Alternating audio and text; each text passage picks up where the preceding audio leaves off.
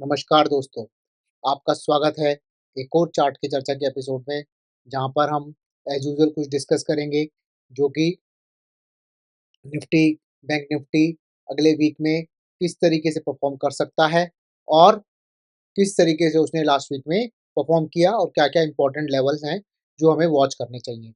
उसी के साथ कुछ 2 स्टॉक डिस्कस करेंगे, जो कि अभी ब्रेकआउट हो चुके हैं या ब्रेकआउट होने वाला है। तो चलिए दोस्तों, देर ना करते हुए सीधा चलते हैं हम चार्ट्स पर। तो यहाँ पर दोस्तों हम चलते हैं सीधा पहले मंथली चार्ट पर निफ्टी के।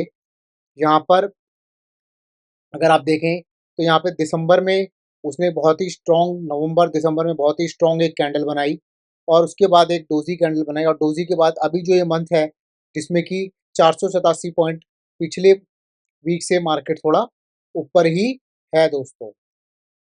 अब चलते हैं इसके वीकली चार्ट पर।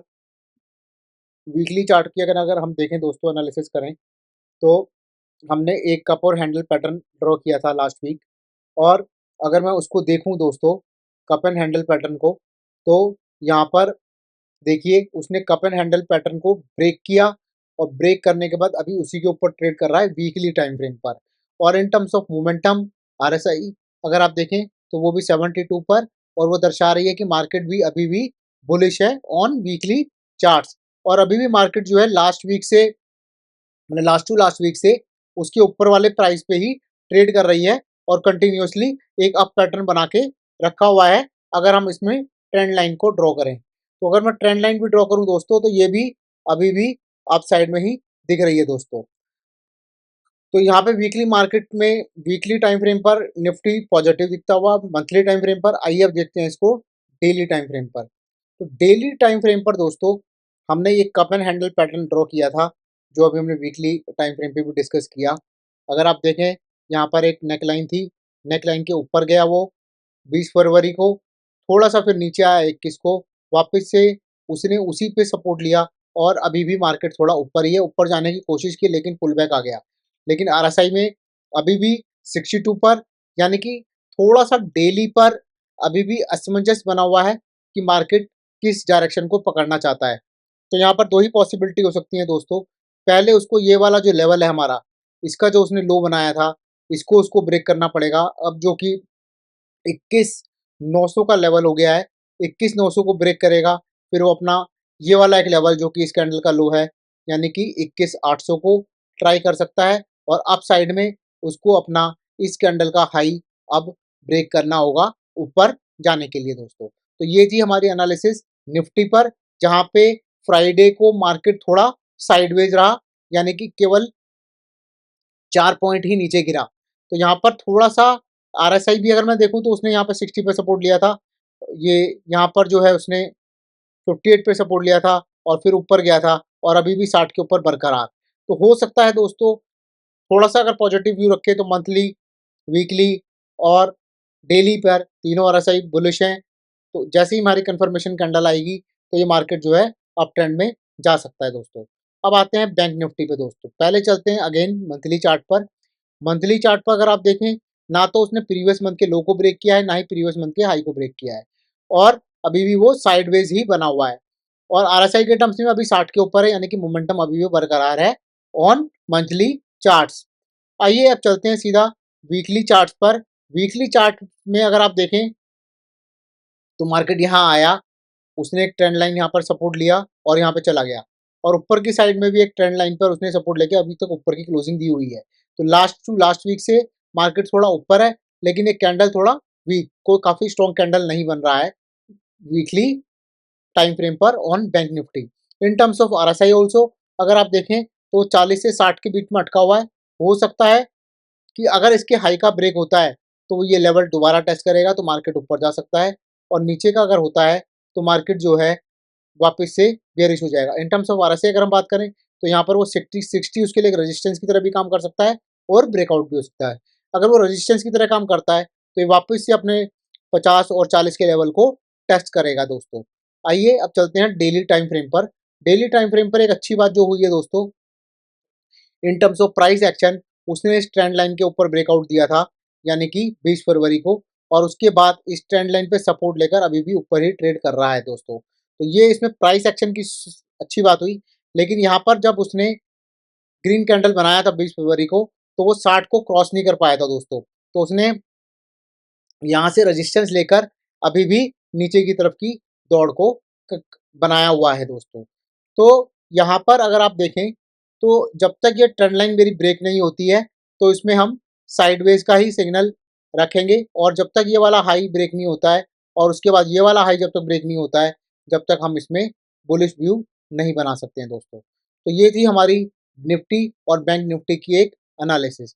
आइए अब चलते हैं, डिस्कस करते हैं कुछ स्टॉक जो कि अभी भी ब्रेकआउट दे चुके हैं दोस्तों। तो दोस्तों एक स्टॉक है हमारा एनसीसी लिमिटेड। सबसे पहली बार इसको हमने जुलाई के महीने में डिस्कस किया था दोस्तों, ये वाली एंट्री को। और जुलाई के महीने के बाद उसने एक थोड़ा सा साइडवेज गया और साइडवेज इसके लो को ब्रेक नहीं किया, और लो को ब्रेक ना करने के बाद ये दोस्तों अब सॉरी, अभी आप देखें तो ये ऊपर चल रहा है। और अभी भी अगर आप देखें तो इसने एक नया ब्रेकआउट देने की कोशिश की है दोस्तों, जो कि 2007 में अगर आप देखें उसने ये लेवल को ब्रेक नहीं किया था। तो यहाँ पर 2007 के लेवल को कंफर्टेबली उसने क्लोज किया इस मंथ, ये देखिए, और उसके ऊपर ही ट्रेड कर रहा है दोस्तों। तो इसमें हम कैसे कर सकते हैं दोस्तों, इसके इस मंथ का लो आप इसमें बना सकते हैं एंट्री, और इसके हाई के ऊपर अगर जाता है तो आप इसमें पोजीशन को बना सकते हैं। तो टेक्निकली अगर आप देखें यहाँ पर हमने जुलाई 2003 में इस स्टॉक को डिस्कस किया था, और डिस्कस करने के बाद इसने अपने, हमने बोला था पहला टारगेट इसने अचीव किया जो कि इसका ऑल टाइम हाई था। अब उसके ऊपर इसने ब्रेकआउट दिया है। तो इसका अगर हम टारगेट देखें दोस्तों, तो ये टारगेट को कैलकुलेट आपको पता ही है हम किस तरीके से इसको कैलकुलेट करते हैं। तो आपको हम बताते हैं कि इसको किस तरीके से कैलकुलेट कर सकते हैं। तो इसका जो प्राइस रेंज आ रहा है दोस्तों, आप देखिए, ये यहाँ पर ये आया और इसको हमें इसके ऊपर रख देना था। तो अभी इसने अपना पहला रेजिस्टेंस जो इसका ऑल टाइम हाई का था वो तो ब्रेक कर चुका है, और इसमें भी अपसाइड मूव जो है काफ़ी अच्छे देखे जा सकते हैं दोस्तों। तो ये था हमारा technical analysis on NCC chart, जो कि अपना 16 साल का ब्रेकआउट यहाँ पर दे चुका है, और आप इसमें अपने फाइनेंशियल एडवाइजर के सलाह से यहाँ पर एक अपनी पोजीशन को बना सकते हैं दोस्तों। आइए अब चलते हैं दूसरे स्टॉक को डिस्कस करते हैं। इसी स्टॉक में अगर आप देखें दोस्तों, तो यहाँ पर ये स्टॉक जो है 2019 यानी कि 2019 में, नवंबर 2019 में यहाँ पर इसने ये लेवल को टच किया था, और इसका हाई अभी वो ब्रेक करके उसके ऊपर ही ट्रेड कर रहा है।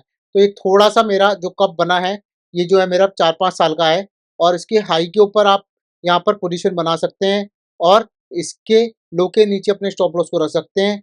अगर इसका स्टॉप लॉस इसका नीचे यानी कि 3513 पर अगर ये नीचे चला जाता है तो ये मेरा ब्रेकआउट इनवैलिड हो जाएगा, और इसके हाई को क्रॉस करता है इसी महीने में, तो आप इसमें अपने फाइनेंशियल एडवाइजर के साथ एक सलाह के साथ एक पोजीशन को बना सकते हैं, और इसमें फाइनली अपनी पोजीशन को कैरी फॉरवर्ड कर सकते हैं। क्योंकि हम सब चार्ट ब्रेकआउट जो करते हैं मंथली पे डिस्कस करते हैं, तो ये लॉन्ग टर्म पर्सपेक्टिव से आपको रखने चाहिए, ये हमारी टेक्निकल एनालिसिस बोलती है। लेकिन आप इसमें अपने फाइनेंशियल एडवाइजर की सलाह जरूर लीजिए। आइए एक स्टॉक डिस्कस करते हैं जो कि हमने लास्ट मंथ डिस्कस किया था लास्ट वीडियो में। देखिए इसमें कितना स्ट्रॉन्ग ब्रेकआउट आया है दोस्तों, और अभी ये अगर आपने पोजीशन नहीं बनाई थी तो अभी ये लेने के लायक नहीं बचा है, क्योंकि इसमें हमारा स्टॉप लॉस जो है 52% का हो जाएगा। तो इसमें हमें क्या करना पड़ेगा, हमें यहाँ पर थोड़ा सा रिट्रेसमेंट का वेट करना पड़ेगा, और रिट्रेसमेंट जैसे ही यहाँ पे सक्सेसफुल होगा तो उसके बाद फिर हमें यहाँ पर अपनी पोजीशन को बनाने का मौका मिलेगा या नहीं मिलेगा, वो आने वाले वक्त में देखते हैं दोस्तों। तो ये थे हमारे इस वीक की एनालिसिस। और अगर आप हमारे चैनल पे नए हैं और अगर आपको हमारे वीडियो पसंद आते हैं तो हमारे चैनल को सब्सक्राइब करना ना भूलें, और अपने दोस्तों के साथ शेयर करना ना भूलें। और अगर आपकी कोई क्वेरी है तो उसको कमेंट में ज़रूर डालें। तो अगर आप उसको कमेंट में डालेंगे तो हम उसमें अपने आपको जवाब देने की कोशिश करेंगे अपने टेक्निकल एनालिसिस के हिसाब से दोस्तों। अगर आप इस तरह की ट्रेनिंग कि किस तरीके से इन स्टॉक्स को आइडेंटिफाई किया जाता है, किस तरीके से टेक्निकली एनालिसिस करके इन स्टॉक्स को ट्रेल किया जाता है, अगर आप सीखना चाहते हैं तो विजिट करना ना भूलें हमारी वेबसाइट, लिंक हमारे डिस्क्रिप्शन बॉक्स में दिया हुआ है दोस्तों। धन्यवाद। अगले वीक फिर मिलेंगे एक नई और एपिसोड में और एक नए चार्ट के साथ और एक नई ब्रेकआउट को डिस्कस करेंगे दोस्तों। धन्यवाद।